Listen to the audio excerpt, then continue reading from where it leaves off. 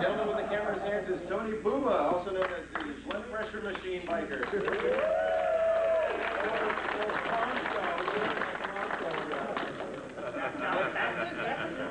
Next we have Lenny Lees, who was the machete in the head zombie. Oh, yeah. Of course, Flyboy, David Emge.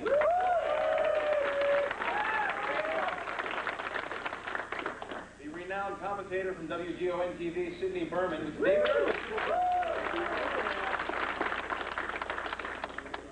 And of course, everyone's favorite SWAT member, Peter Washington. All right.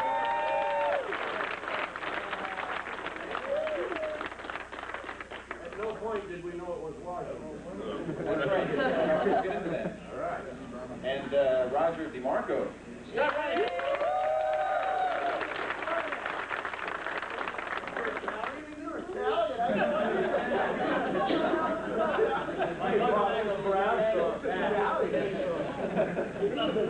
My name is Blade McCormick.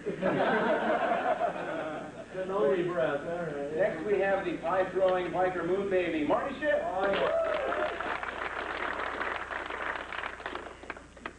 I won't say Tony Bennett again. Tom Savini. It's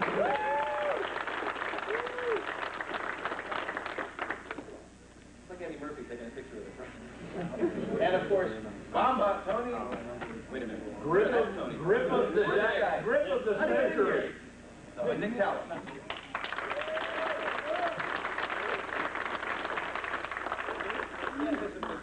That he dresses like that in real life. And he's the guy that said, when they said they've got a whirly bird, he said, "You want to see my whirly bird?"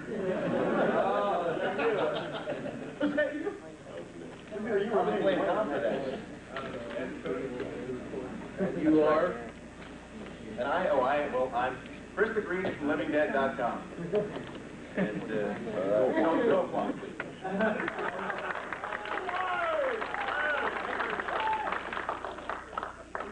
Of the guy who carried the yeah, Costa couldn't make it. He's in Japan, but his wardrobe and props are here. So. Yeah. Now, an interesting aspect is that a few of you guys are here mainly because you were the recipients of some disgusting demise.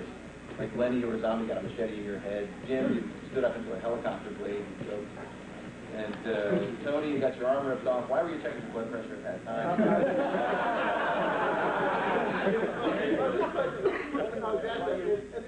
In the motivation, screen time. Right.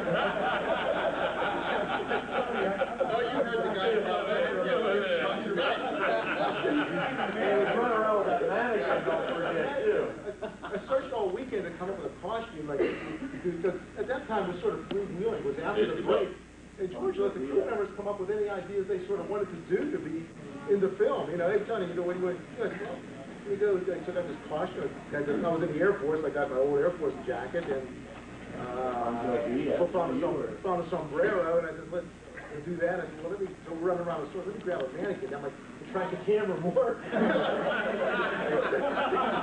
Oh, that's right. Blood pressure machine. And then George, like Tom will tell you, he come up with any idea. George, I think, is pretty wild. He was good. I remember when I met Tom on Martin, Tom would just come in the office totally crazy. And just, hey, we'll do this.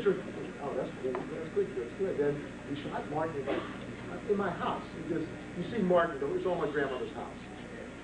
They were upstairs driving to Steakins in Martin's Park. My grandmother was like 83 at the time. She's downstairs praying she was afraid George would miss. But then she walked into the bathroom and the sink was just filled with blood.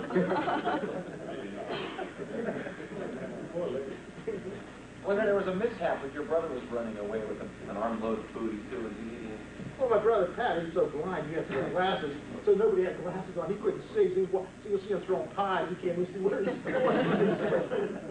No, but you know what? There was a time when he was running, and he wasn't looking. He ran into one of the columns. And he was running, he went, boom!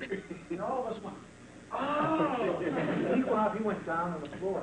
And once we realized he was okay, it was like there's a sort of big belly laugh of relief, though, because we thought he killed himself. And he went full speed into the column. It holds up part of the mall roof, right? Well, yeah, but my brother said he edited some of George films later on. Now he was in Los Angeles. If anybody's seen Heat, he edited Heat. He edited parts of Casino, and he cut George's stuff. Looking for Richard. Looking for Richard. He just got a bruiser too, didn't he? No, he didn't cut Bruiser. He didn't? Oh no, the Resident Evil thing I was thinking of, commercial. Question over here. I heard somewhere that the pie scene kind of happened on accident, that you guys were just messing around, and you guys just decided it was so much fun that you put it in the movie, or I didn't know if that was written in there originally, or... I don't know. It wasn't originally. I think it was just we were trying to think of stuff to do. Tom and I and Tasso had thrown every punch you could throw, kicked every kick you could kick.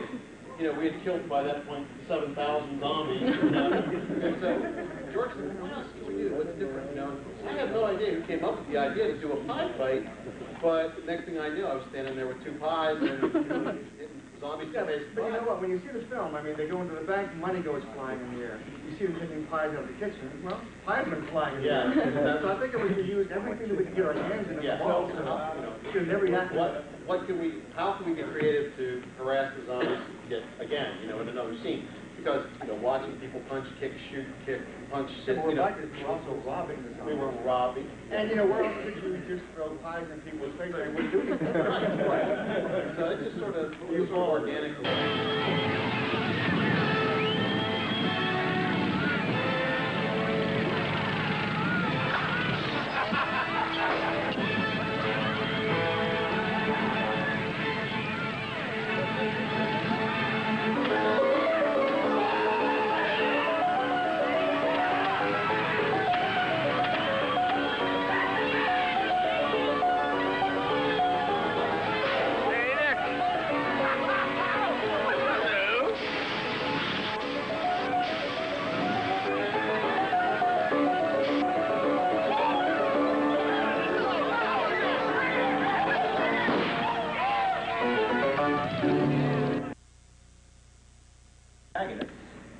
Three of them were here. We have also a certain, George always likes to throw in the human element of either madness or ignorance or both. Too bad Randy Kovic isn't here. We can talk about cigarettes. Cigarette, which is a realistic thing. And Wooly on the rooftop is obviously a memorable character because he's so detestable, but at the same time he's believable because there are people like that, and a lot of us have seen him and know them. Without Wooly's unit, there's no room to grab Wooly's unit. That's right. So how did you approach that character? I mean, in the script, it's basically just foul language. Yeah, there's certainly a lot of anger and bigotry in the character, and I guess I found it easy to tap into it.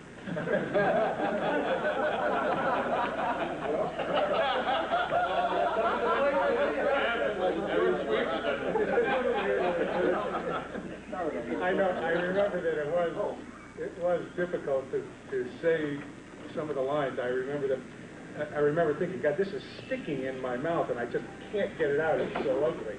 But obviously, we managed.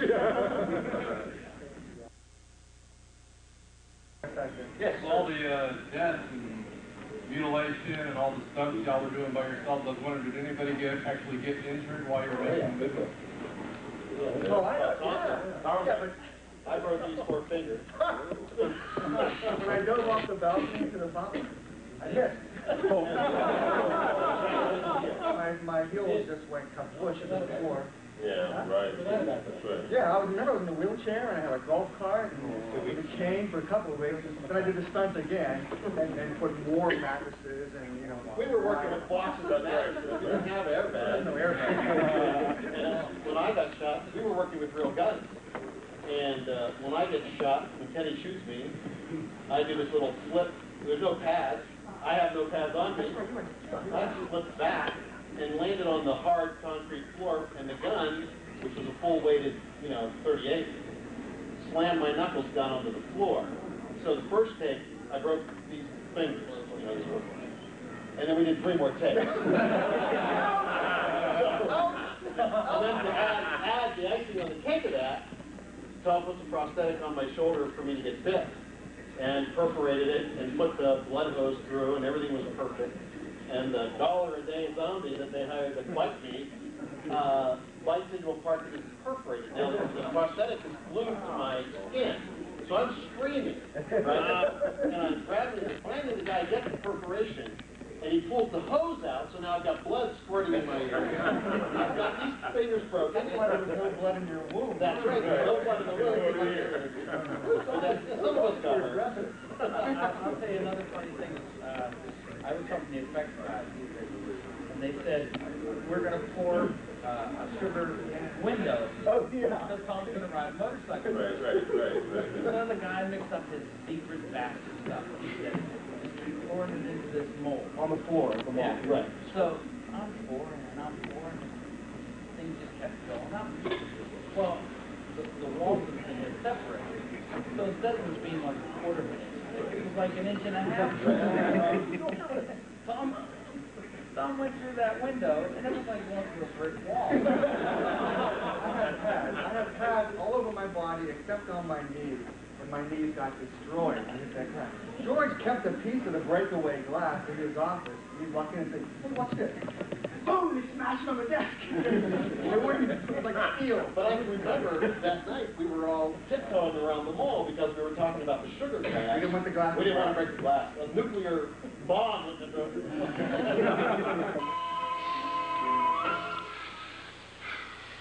This place is gonna be rotten.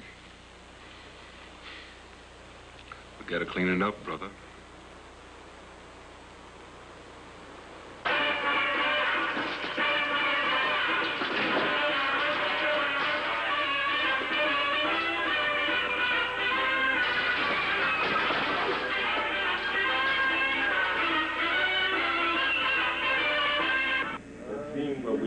Stacked the zombies on top of each other on the cart. And then they put them in the freezer.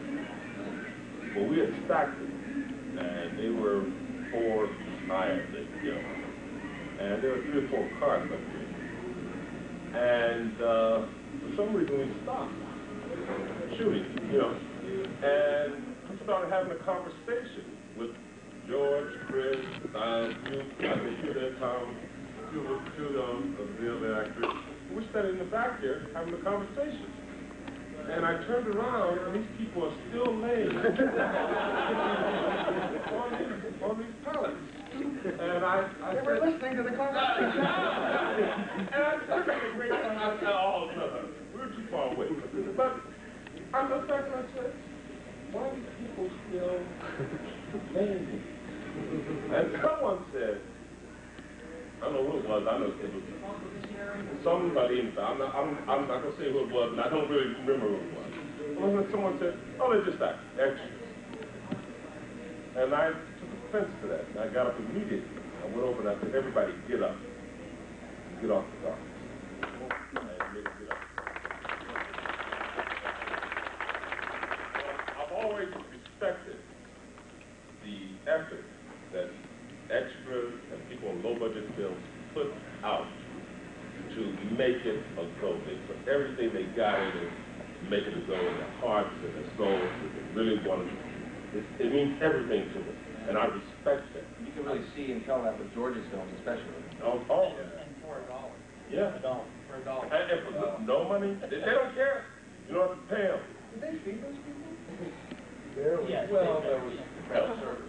There were bologna sandwiches. It wasn't much, but they were happy to do it. They wanted to do it. And the crew, I mean, Nick, what did you get? Huh? I mean, you didn't get paid much. The guys didn't get paid much. These guys worked from morning to night. We were on our way home. These guys were still drinking. They were still drinking on the set. The 4 actors were on our way home. Right, that's right. But they loved it, and they worked hard for it. After being exposed to George Romero, how would you, in one word, how would you describe working with him? Fantastic. I worked with him 3 times on 3 different films, and of all the directors I've ever worked with, I don't think I've ever had that kind of connection, that kind of relationship. He's a very warm, giving director. He's an actor's director. In the fact that he does let you experiment with your character a little bit, he lets you develop relationships. He's not so concerned. He's not watching a spot